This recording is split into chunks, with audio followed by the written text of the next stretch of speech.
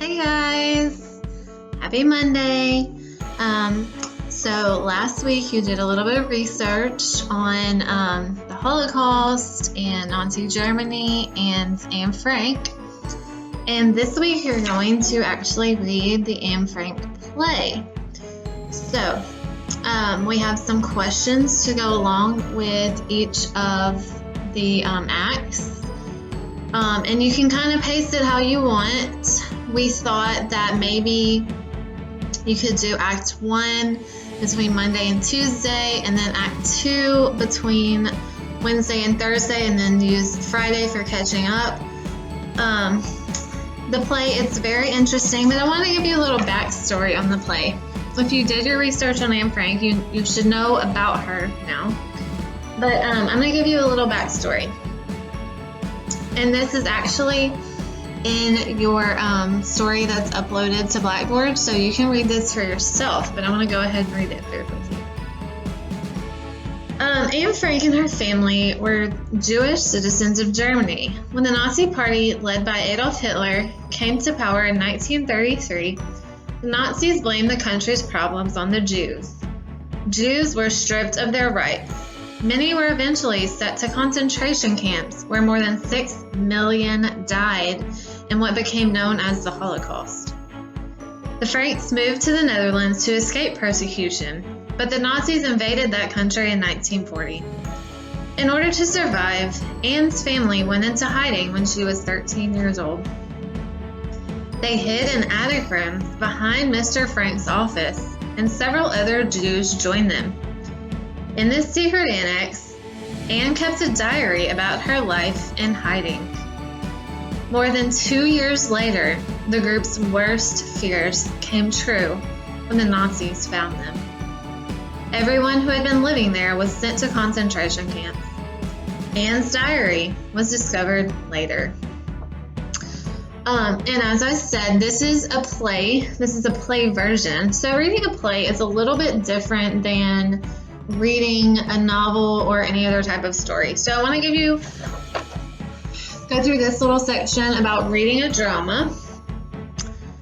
In a drama, a playwright must communicate all the information about the characters through dialogue, or words spoken by the actors, and stage directions, or directions to the crew and actors. This can be challenging when the protagonist, the main character, is going through internal changes, or when an antagonist, a force in opposition to the protagonist, is something other than a character. So we know your protagonist is the good guy, and your antagonist is the bad guy. As you read, notice how Goodrich and Hackett meet this challenge. In a chart like the one shown, note important information you learn about Anne and about the Nazi occupation. So you could just, if you print this out, you could just jot some little notes right there and right here, or you could do it on loose leaf paper or in your launch pad.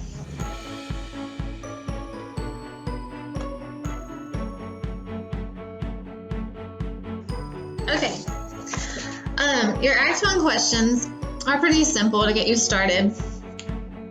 You're just describing the character and then talking about the background, so some of the setting, the historical background, and then you're kind of trying to decipher what this quote means. Somehow we children still manage to have fun. So what did that reveal about Anne? Maybe her attitude, okay? Act 1, Scene 2, they're asking about the plot development. Okay, you know, the storyline, the plot.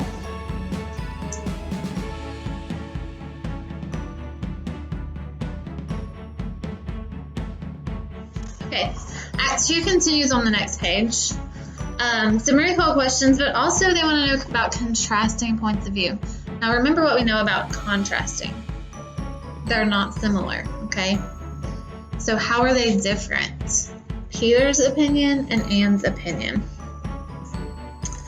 And then there's a question about making inferences.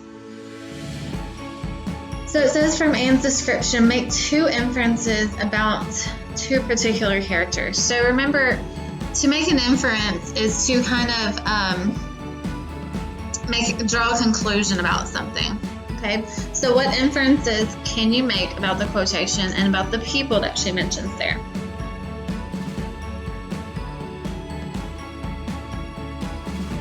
Okay, Act 1, Scene 3. We're talking about the way that the characters interact and react to certain things that happen. Then they're asking about the conflict. So we want to know about the conflict in the story. So explain the person-to-person conflicts. Okay, so that's probably the most basic form of conflict here. So Mr. and Mrs. Van Zandt, Anne and Mr. Van Zandt, Anne and Mrs. Van Zandt, and then Anne and her mother. So what are the main conflicts here between each of these sets of characters? How do certain characters feel about things? So points of view.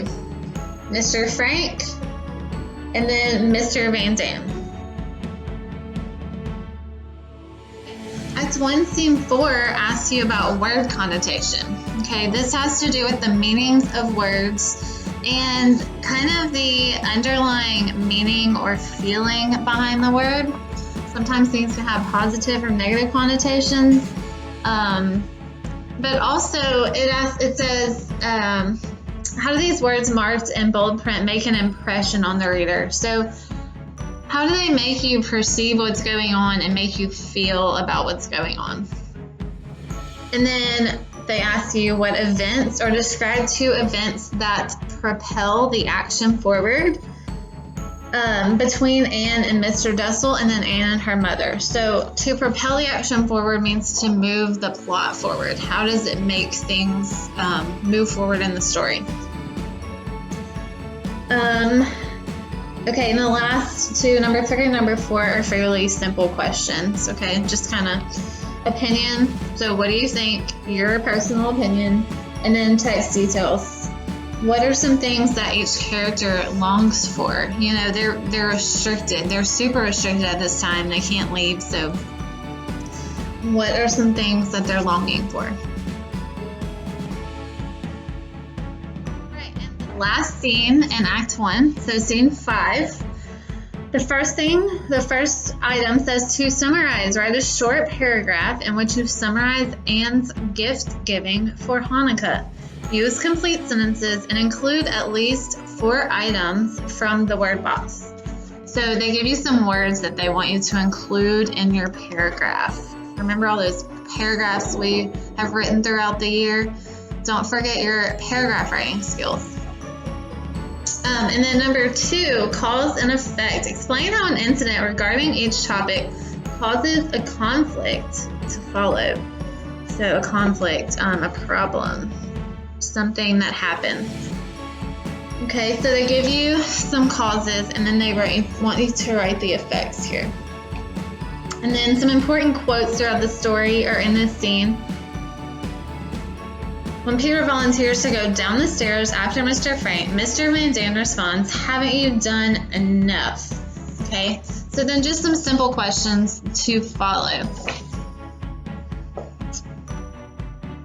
that is it for Act 1. Miss Lovell is going to help you through Act 2. She went through the questions with y'all for that one. So remember, if y'all need any help, each of us are available through Blackboard Collaborative, our emails, and then our Remind classes. I think everyone has one of those. If you're in my class and you never joined, the code for mine is on my Blackboard. And good luck. We miss y'all. Can't wait to see y'all when y'all come to pick up your stuff. And I hope we get to see you more than that. So y'all have a good week.